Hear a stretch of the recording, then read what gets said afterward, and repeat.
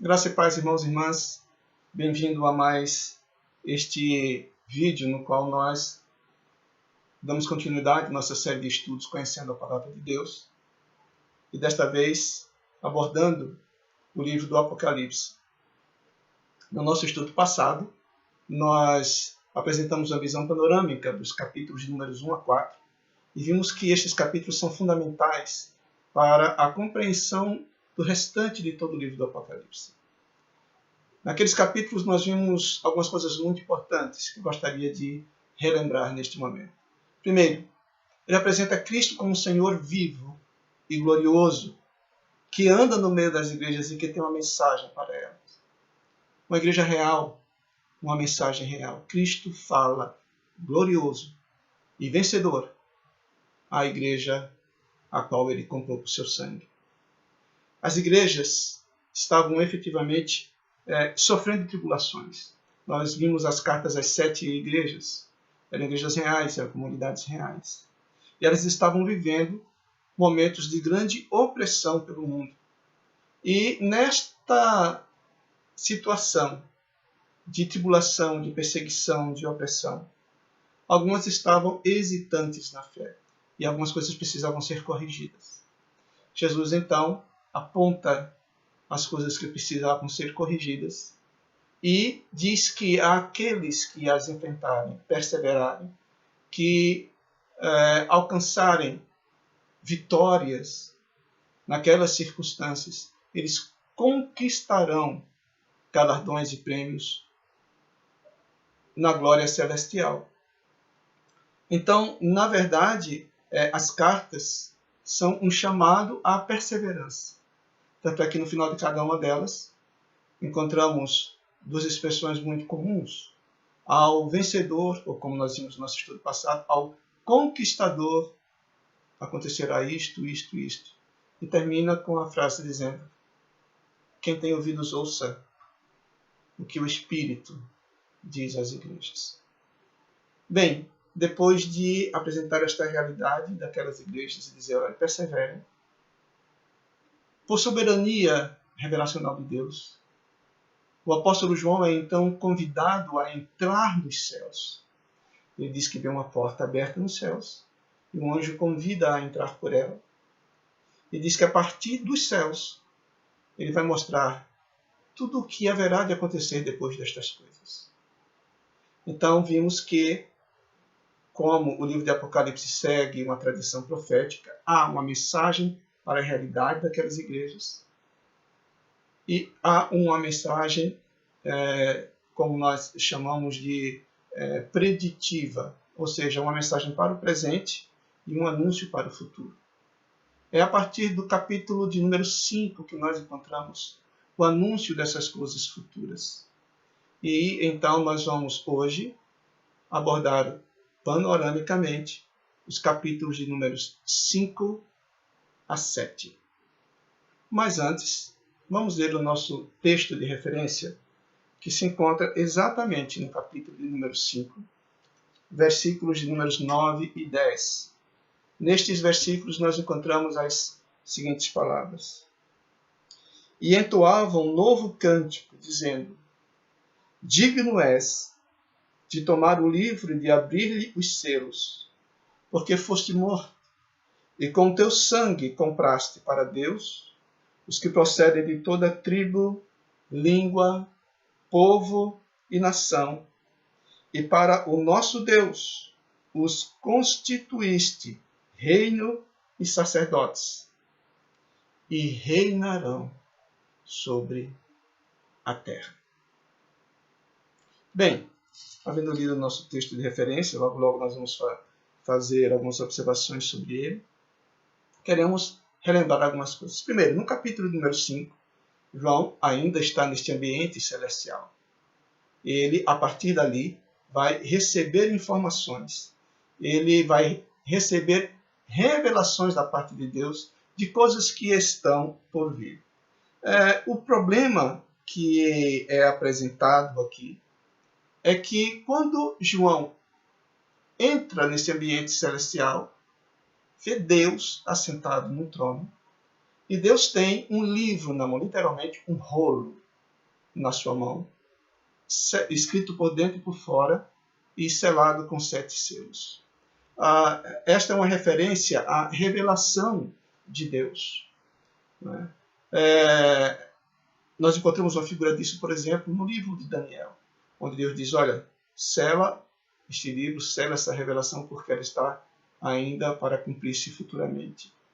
E quando João está diante do trono celestial e vê Deus com este rolo nas mãos, contendo neste rolo a revelação de tudo que está por vir, na verdade a revelação de toda a história, o propósito de Deus na história, a partir da vinda de Jesus Cristo, nós vemos que há uma proclamação. Alguém pergunta se há alguém, né, quem é digno de tomar esse rolo da mão de Deus e quebrar os selos para que esta revelação possa dar-se de forma livre, ela não esteja mais oculta. João então lamenta porque ele vê que em lugar algum, nos céus, na terra ou embaixo da terra, foi encontrado alguém digno de abrir estes selos. Alguém tão digno quanto o próprio Deus, que estava sentado naquele trono. E aí há uma coisa muito interessante, porque à medida que João chora, ele recebe uma informação muito interessante. Ele diz que, no versículo de número 5, do capítulo 5, todavia, um dos anciãos me disse, não chores. E há uma observação aqui que é muito importante. Eis que o leão da tribo de Judá, a raiz de Davi, venceu para abrir o livro e os seus 7 selos. Então vi no meio do trono e dos 4 seres viventes, e entre os anciãos de pé, um cordeiro, como tendo sido morto. Ele tinha 7 chifres, bem como 7 olhos, que são os 7 Espíritos de Deus enviados por toda a terra. Veio, pois, e tomou o livro da mão direita daquele que estava sentado no trono. E quando tomou o livro, os 4 seres viventes e os 24 anciãos prostraram-se diante do cordeiro, tendo cada um deles uma harpa e taças de ouro cheias de incenso, que são as orações dos santos, e entoaram um novo cântico, dizendo, aí vem os 2 versículos que nós lemos, o cântico pronunciado lá nos céus. Interessante é nós observarmos que aqui há uma diferença, mas também uma relação entre o que João vê e o que João ouve. Primeiro, ele vê Deus com o livro na mão e ninguém nos céus, na terra, nem embaixo da terra, capaz de abrir aqueles selos. Enquanto ele lamenta profundamente, porque isso significa que o conhecimento de Deus, a revelação do que Deus tem por fazer, estava oculto. Então o ancião diz que há alguém digno. Quando ele se dirige a João, ele se refere a este ser como a raiz de Davi, o leão da tribo de Judá. Essas 2 expressões são expressões messiânicas. Então, quando essas expressões são ditas, está fazendo referência ao Messias anunciado no Antigo Testamento. Quando, no entanto, João olha para o ambiente, o que ele vê não é um rei entronizado. O que ele vê é um cordeiro como tendo sido morto, o que é uma referência a Cristo.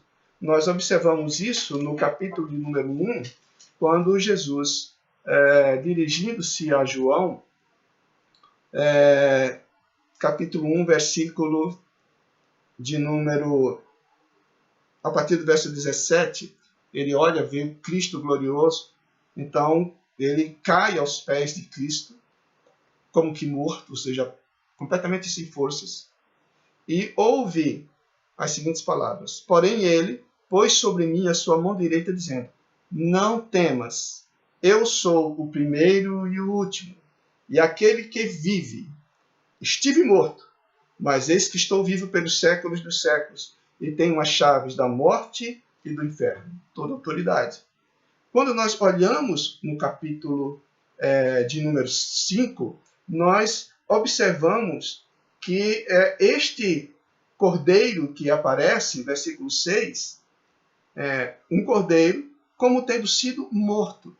Então, a relação que aqui é estabelecida é que o Messias do Antigo Testamento, rei vitorioso sobre todas as coisas, é o mesmo cordeiro, aquele que morreu derramando seu sangue para redimir e para comprar a sua igreja. Então, é apresentado aqui a visão plena de quem é Cristo.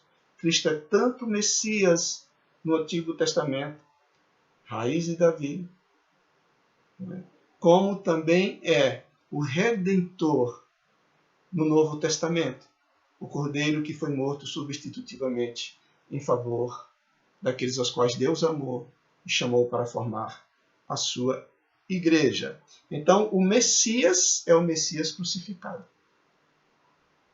E aí nós observamos que tanto a revelação do Antigo Testamento como a revelação prática do Novo Testamento, porque quando eu falo revelação do Antigo Testamento, eu me refiro ao que foi escrito profeticamente acerca do Messias. Quando eu falo de revelação prática no Novo Testamento, é o que Jesus Cristo efetivamente realizou.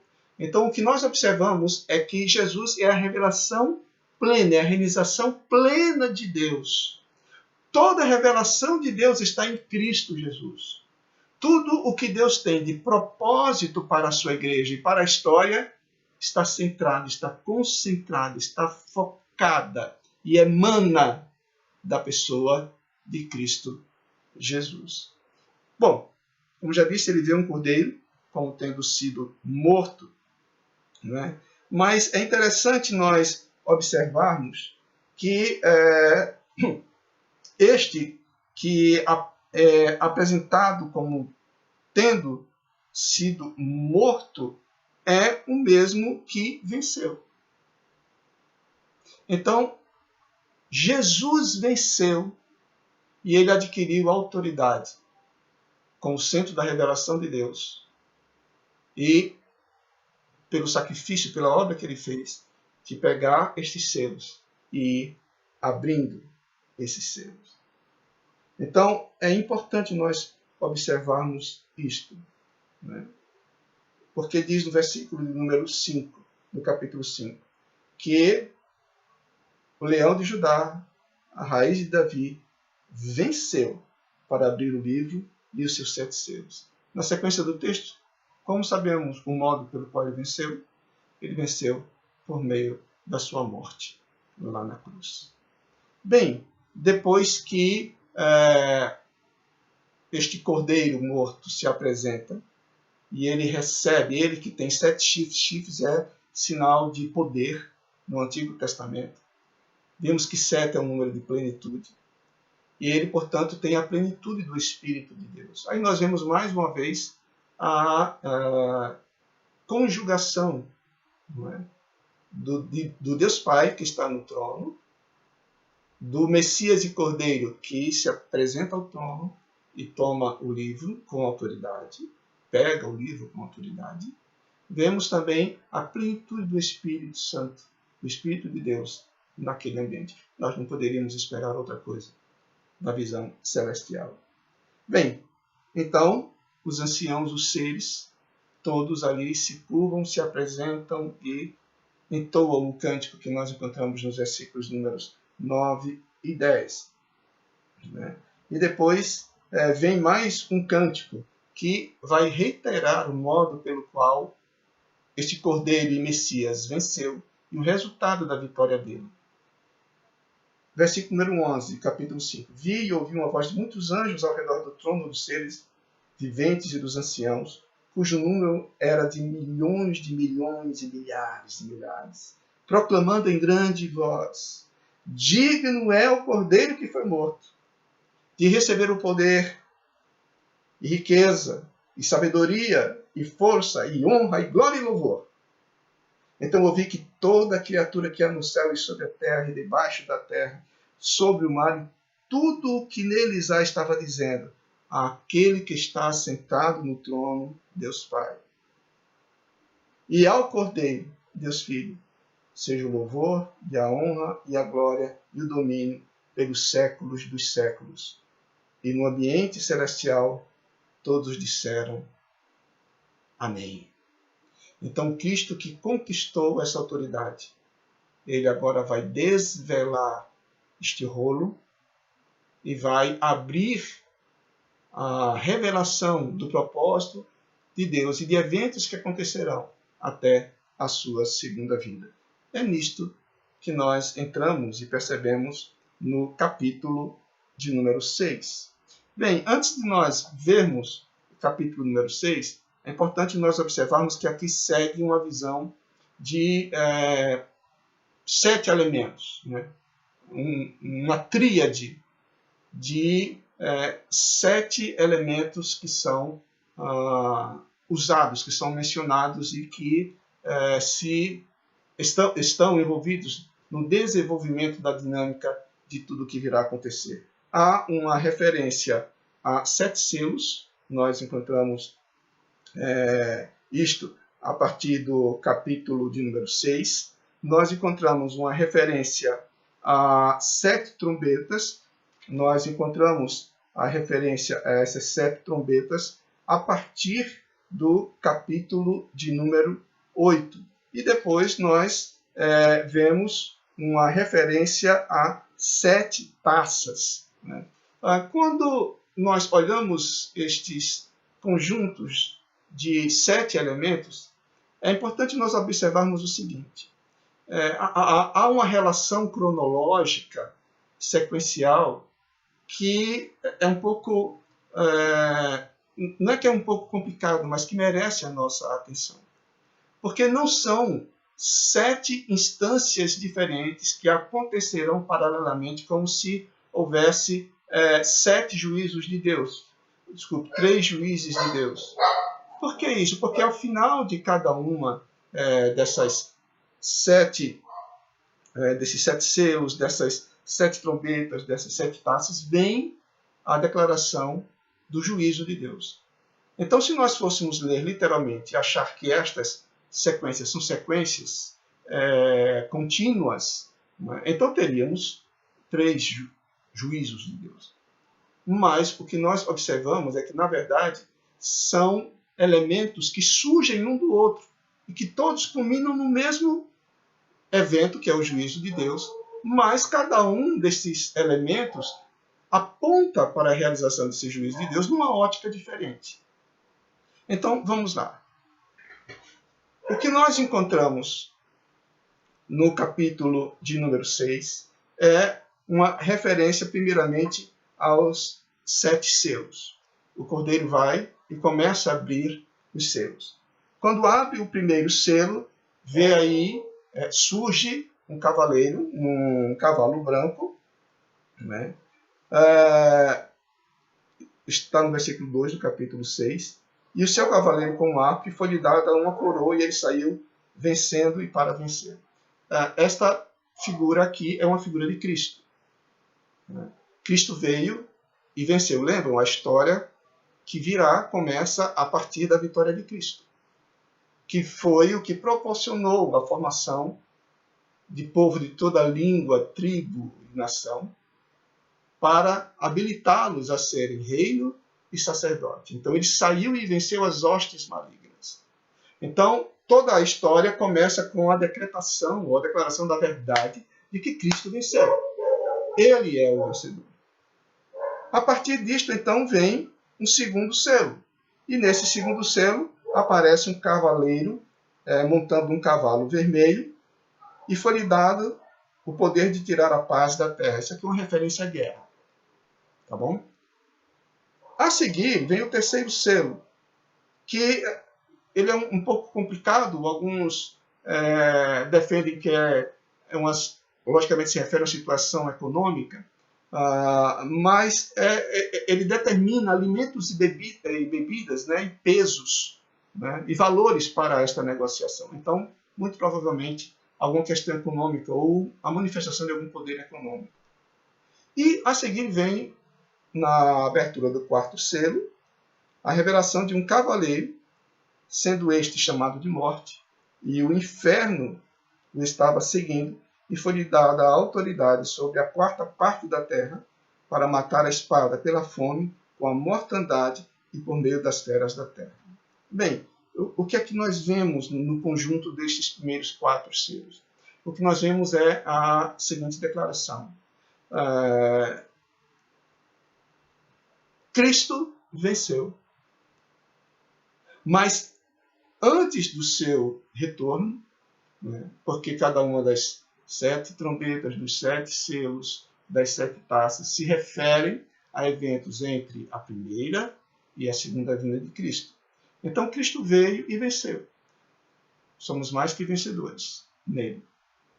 Mas, até a vinda dele, nós haveremos de experimentar e de testemunhar guerras, profundas crises econômicas, fome, mortes e operação das hostes infernais. Encontramos isso nos versículos números 1 até 8 do capítulo número 6.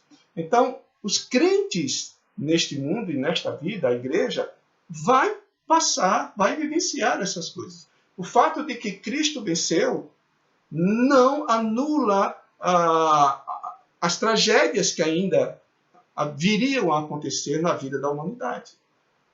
Então, nós estamos sujeitos a estas coisas do mundo. Lembram as cartas às 7 igrejas? Vocês estão enfrentando tribulação. Nós encontramos aqui a revelação a partir dos céus de que a tribulação é uma realidade para a existência da igreja. A igreja enfrenta problemas. A igreja guerreia para testemunhar a sua fé. A igreja trabalha e luta para dar testemunho de Cristo Jesus, para permanecer fiel ao seu Senhor, mesmo em meio a mais intensas tribulações.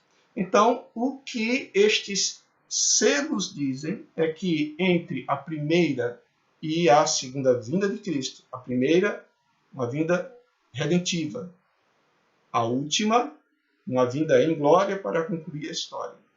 Durante e ao longo deste período, apesar de vitoriosos, os cristãos verão e enfrentarão guerras, crises econômicas e as hostes infernais agindo contra a igreja e contra tudo o que se chama Deus. Mas o interessante é que, em algum momento, dentro desta visão, há a abertura de um quinto selo.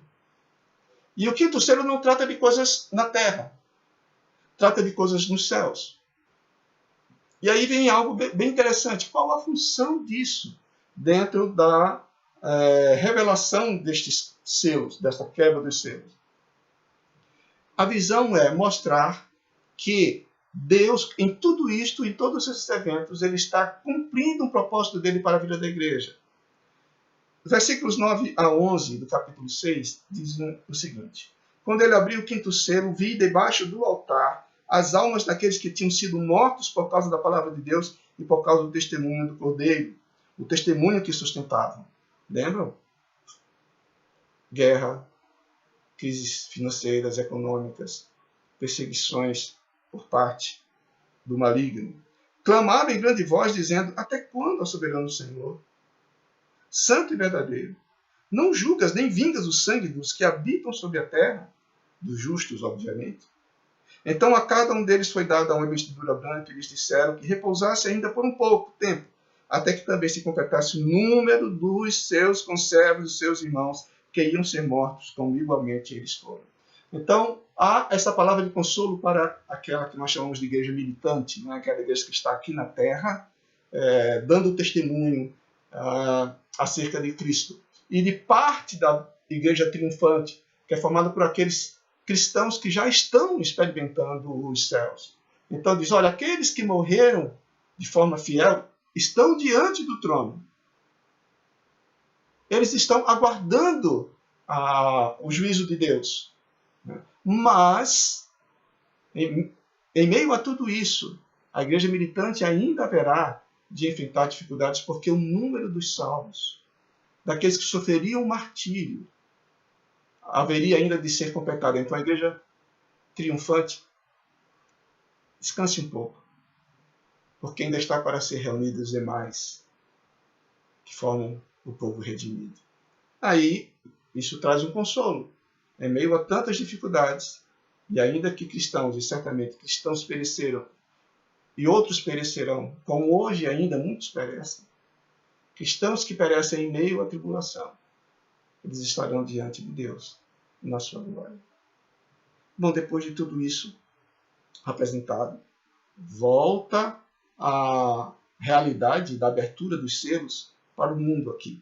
Capítulo 6, a partir do versículo de número 12, ele vem falar do juízo de Deus propriamente dito. Após a vitória de Cristo e a história se desenvolvendo em guerras, em crises econômicas, em perseguições do maligno, depois que as orações dos santos chegam, depois que há um questionamento de quando esses justos martirizados serão vingados, vem então a palavra de que haverá o dia do juízo. E observe o que diz os versículos de números 12 a 17. Vi quando o cordeiro abriu o sexto selo, e sobreveio grande terremoto. O sol se tornou negro como um saco de crina, a lua toda com sangue. As estrelas do céu caíram pela terra como uma figueira, quando abalada por vento forte, deixa cair os seus figos verdes. E o céu recolheu-se como um pergaminho quando se enrola. Então todos os montes e ilhas foram movidos do seu lugar.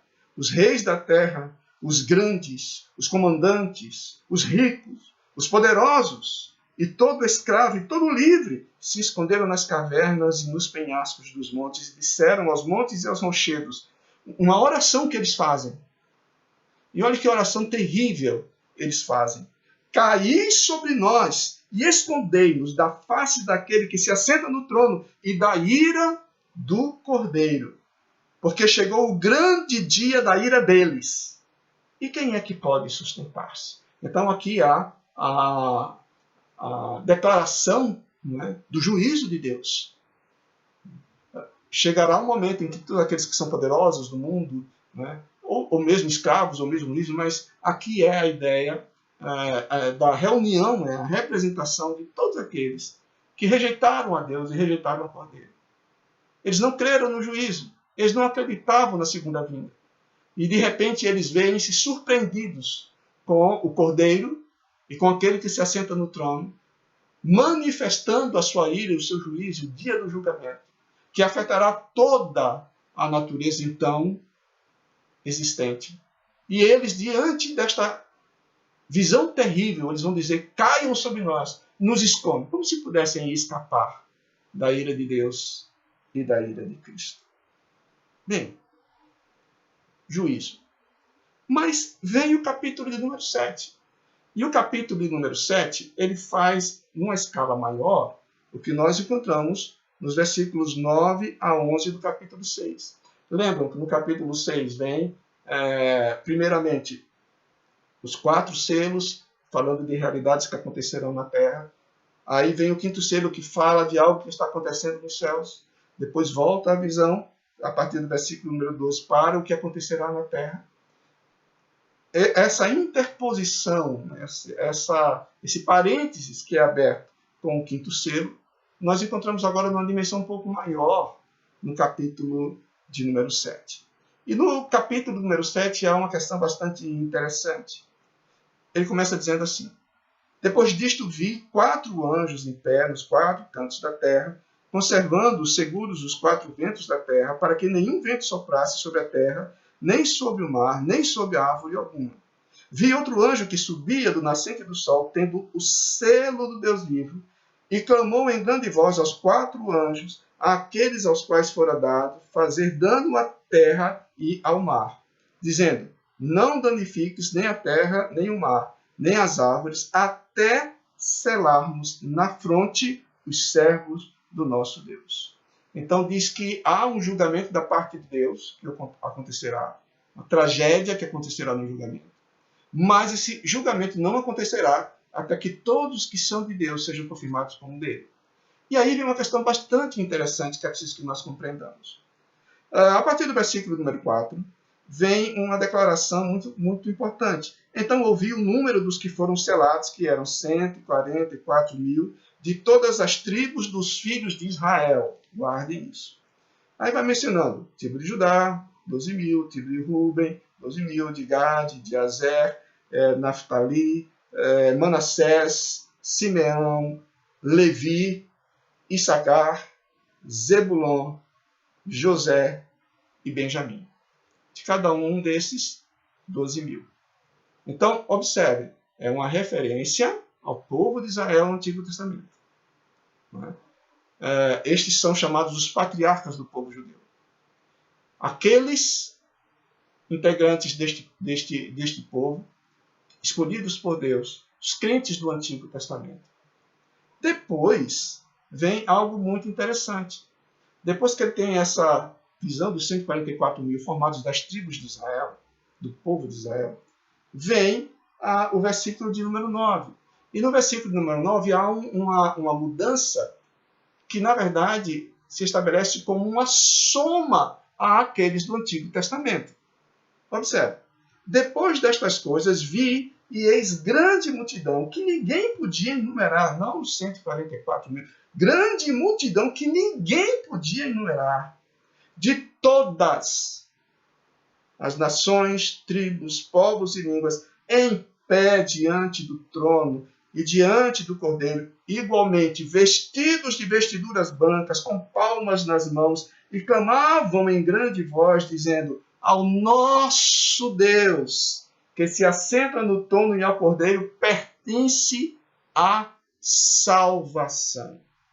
E aí, irmãos, quando nós olhamos para estes versículos, obviamente ele está se referindo à igreja formada no Novo Testamento.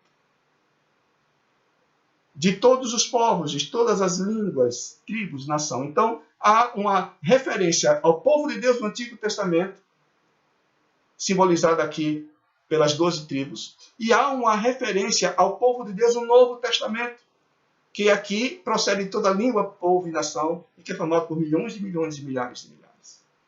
Então, o que nós encontramos é uma referência ao povo de Deus na sua plenitude, os crentes do Antigo e os crentes do Novo Testamento.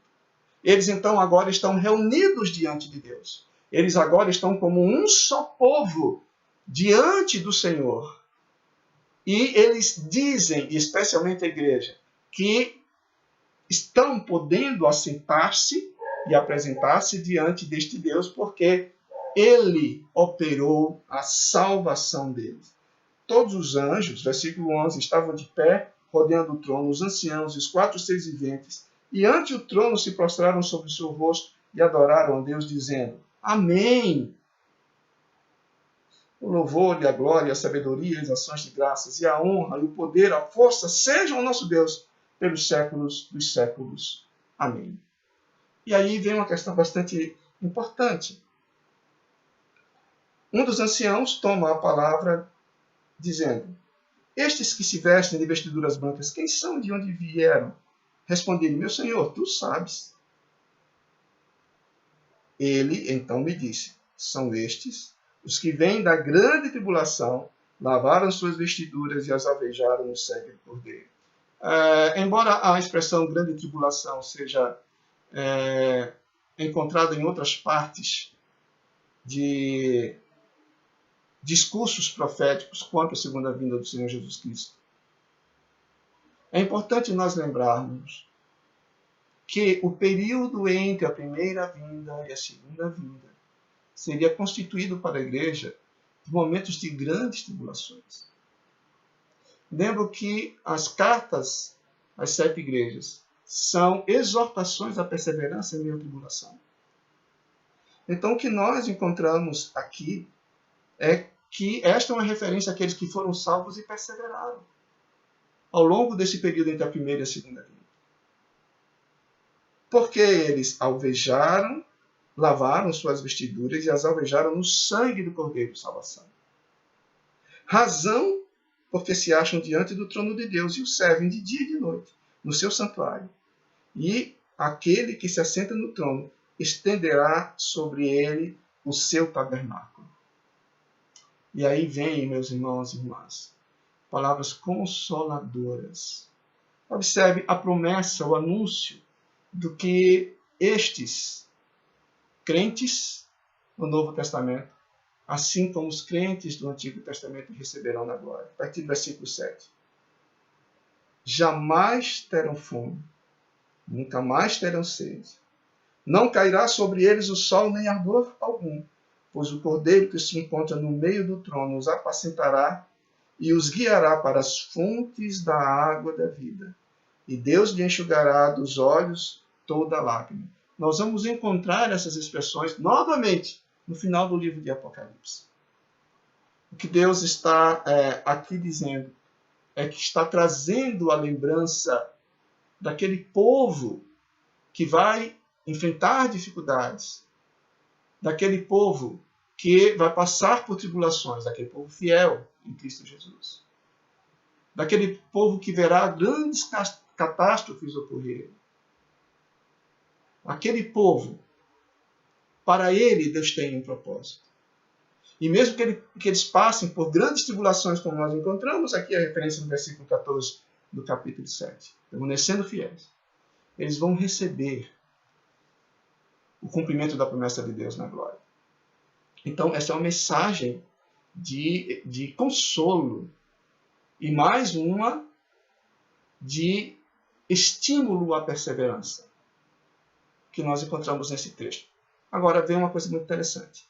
Até aqui, o que nós vimos foi a abertura de 6 selos.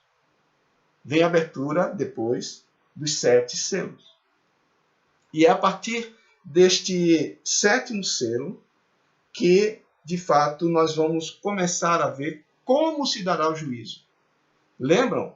No capítulo de número 6, dos versos 12 a 17, o clamor horrorizado daqueles que vão experimentar o juízo de Deus. A partir do capítulo número 8, há uma descrição de como este juízo se dará na abertura do 7º selo. Quando o 7º selo é aberto, então houve-se o som de 7 trombetas, ou seja, estas trombetas elas decorrem concomitantemente à abertura do 7º selo. Portanto, não é uma sequência, está embutida dentro deste momento. Como acontecerá? Que eventos se darão no juízo efetivo de Deus? Aquele juízo que afeta toda a criação, aquele juízo que horroriza os poderosos do mundo, que os coloca em pavor e em oração, pedindo que os montes caiam sobre eles para eles fugirem da ira do Cordeiro e daquele que se assenta no trono. Como esta ira e como esse juízo se estabelecerá? O que acontecerá neste momento de juízo? É o que nós encontramos a partir do capítulo número 8, quando nós formos tratar da abertura do 7º selo. Por que nós não vamos tratar dele hoje? Porque ele traz uma série de desdobramentos e o nosso tempo não seria suficiente para que nós tratássemos adequadamente. É um capítulo, é um trecho, são eventos que necessitam que nós olhemos com muito mais calma para que nós compreendamos o que vai acontecer. Então, até aqui nós vimos a abertura até do 6º selo. Isso se dá quando o Cordeiro vai abrindo o rolo e vai desvendando, vai mostrando as coisas que estão por vir, segundo aquilo que o anjo disse a João. Então, o que nós encontramos é que entre a primeira e a segunda vinda de Cristo, muitas coisas acontecerão. A igreja precisa estar ciente disso. Mas ela também precisa estar ciente da glória que lhe está reservada. Bem, que nós possamos lembrar-nos disto. E que, principalmente hoje, a lembrança de que o Cordeiro venceu, nos conquistou e nos fez reino e sacerdote, nos comprou com o seu sangue. Ele é digno de abrir o selo, ele tem toda a autoridade e revelação do propósito de Deus para a vida da igreja. E à medida que este propósito de Deus na história para a redenção da igreja vai sendo desvendado, mostrado nesse livro de Apocalipse, que nós possamos nos deleitar com o que Deus tem preparado para nós. Continuaremos o nosso estudo a partir de quarta-feira que vem, a partir do versículo, ou melhor dizendo, do capítulo de número 8. Deus abençoe a todos e até o nosso próximo encontro.